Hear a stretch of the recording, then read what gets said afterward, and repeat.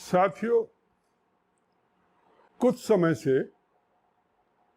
Allopathic doctors और स्वामी रामदेव जी के बीच में विवाद चल रहा है।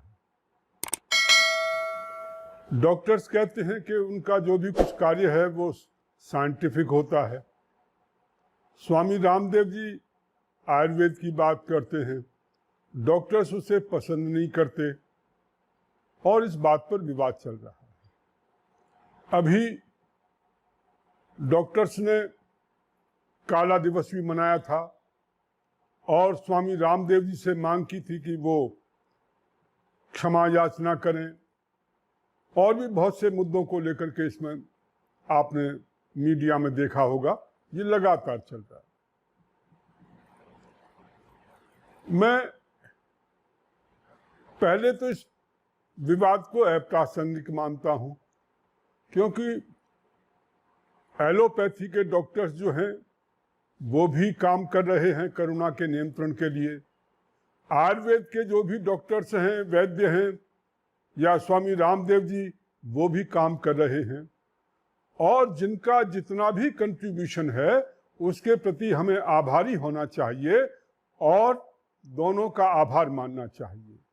ये समय आपस में लड़ने का नहीं है, परंतु फिर भी विवाद खड़ा हुआ है और दोनों पक्ष आमने सामने हैं।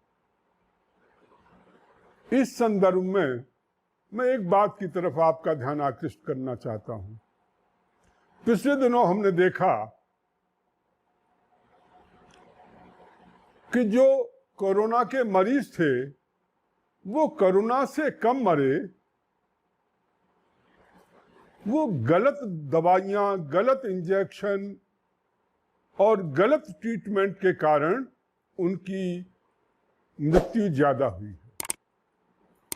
आपको ध्यान होगा, पिछले दिनों एक रेमडेसिविर नाम का इंजेक्शन, उसकी चर्चा बहुत आई और ऐसा माना जाता था कि वो इंजेक्शन जो है वो बहुत जरूरी है, और उसकी कालाबाजारी हो रही थी। उस कालाबाजारी में डॉक्टर्स भी थे, नेता भी इन्वॉल्व थे, और एक अजीब सा सिस्टम जो है वो बनाया गया था कि इंजेक्शन जो भी मिलेगा, मैंने मध्य प्रदेश में देखा कि वहां कलेक्टर की परमिशन लेनी होती थी, वहां एप्लीकेशन लगाओ, फिर वहां से वो अपना आधार कार्ड प्रस्तुत करो, उनके यहाँ जाओ, उसके बाद जो है फिर कहीं वो एक इंजेक्शन मिलता था,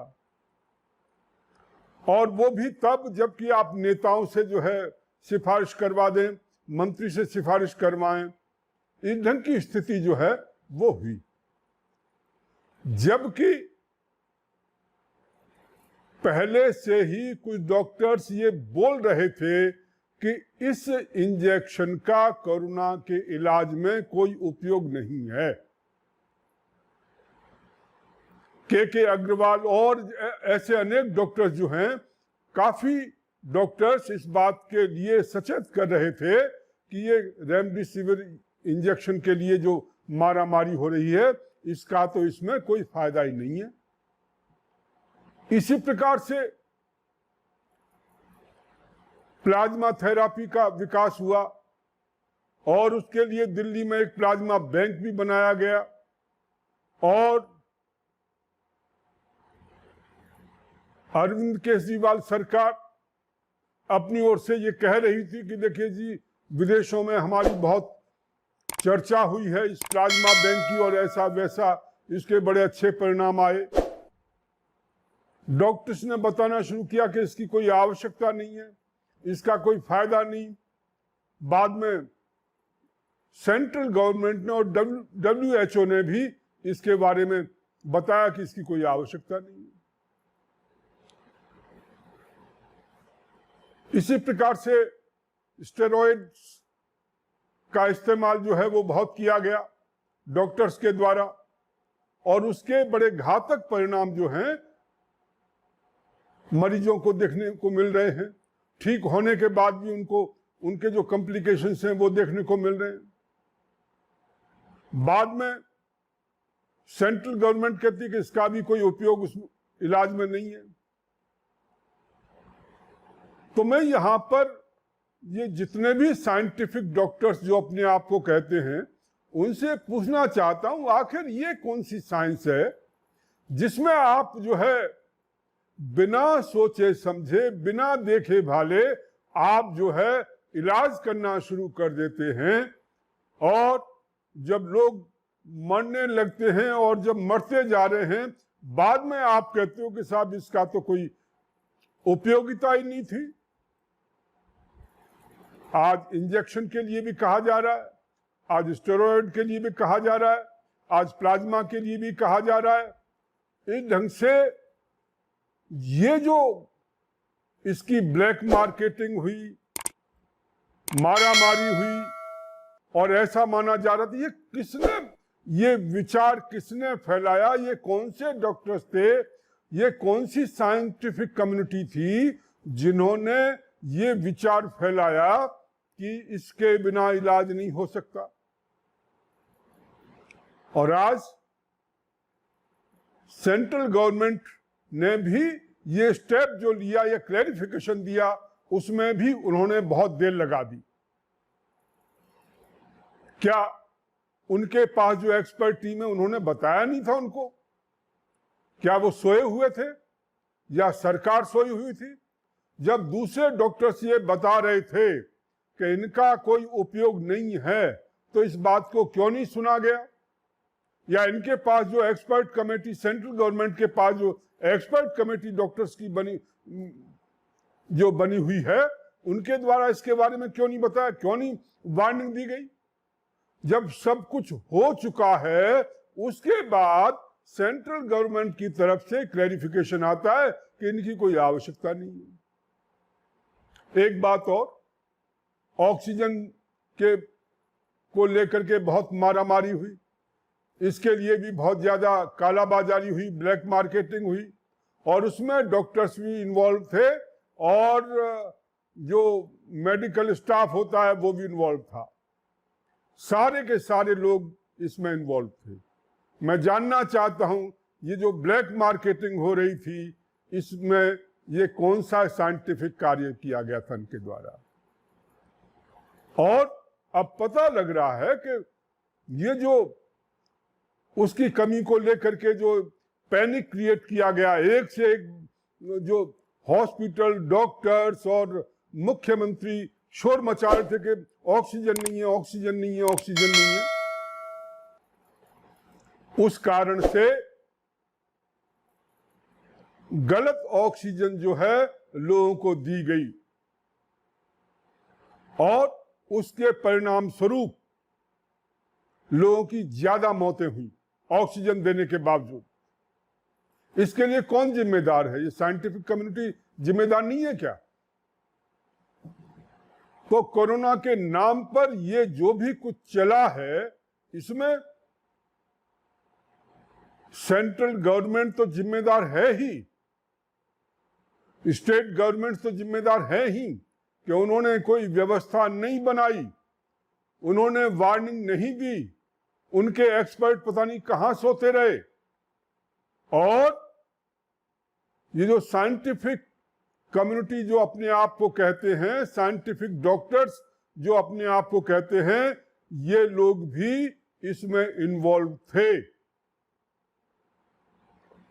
पता नहीं ऐसी साइंस इन्होंने कहां से सीखी है कि लोग जब मौत के मुंह में जा रहे हों तब जो है आप गलत इंजेक्शन दे करके, गलत दवाइयां दे करके, वो भी ब्लैक मार्केटिंग में, और स्वयं ब्लैक मार्केटिंग। इंजेक्शन उनके डॉक्टर्स के पास होते थे, ऐसा नहीं है कि नहीं होते थे, हॉस्पिटल में भी होते थे, परंतु ये सब के सब उसका एडवांटेज उठा रहे थे। मेरे एक मित्र फोर्टिस हॉस्पिटल में इस बीमारी के इलाज के लिए एडमिट हुए। फोर्टिस बड़ा नाम है, दाम भी अच्छे लगते हैं, पर क्या आप कल्पना कर सकते हो, हमारे मित्र ने 35 लाख रुपए जो है अपने कोरोना के इलाज के लिए फोर्टिस में दिए। 2 बार प्लाज्मा थेरापी हुई, और जो जितने भी इंजेक्शन लगते हैं जिनकी कोई आवश्यकता नहीं, वो इंजेक्शन लगे। अनावश्यक रूप से बहुत समय तक जो है वेंटिलेटर पर रखा गया जब आवश्यकता भी नहीं थी। और इस रूप में यदि एक एक आदमी से 35-35 लाख रुपए यदि वसूले जाएंगे तो आप समझ सकते हैं कि ये साइंस का काम चल रहा है या लूटने का काम चल रहा है। इसलिए मैं उन डॉक्टर्स का आभारी हूं जिन्होंने प्राणपण से कोरोना के मरीजों के इलाज में अपना पूरा का पूरा समय दिया और सही तरीके से इलाज किया। परंतु वो लोग जो ब्लैक मार्केटिंग में लगे हुए थे और आज बाबा रामदेव को गाली दे रहे हैं, कहते हैं कि आयुर्वेद अनसाइंटिफिक है। अरे भाई, कहां से अनसाइंटिफिक हो गया? क्या उससे इलाज नहीं होता है? बीमारियां दूर नहीं होती हैं? आप अनसाइंटिफिक कहते हो। और ये जो आप कर रहे थे इसको आप साइंटिफिक मानते हो। ब्लैक मार्केटिंग आप कर रहे थे, गलत दवाइयां आप दे रहे थे, गलत ऑक्सीजन आप दे रहे थे। ये सारा जो आपने काम किया इसको क्या कहोगे? तो मैं अपनी पार्टी की ओर से उन सभी डॉक्टर्स को धन्यवाद देता हूं जिन्होंने प्राणपण से इस अवसर पर कोरोना मरीजों का इलाज किया है और अपनी सेवाएं दी हैं। परंतु वे लोग जो केवल साइंस का नाम तो लेते हैं, परंतु जो केवल अपना पैसा कमाने के लिए लगे हुए थे, वो कभी भी उनको क्षमा नहीं किया जा सकता।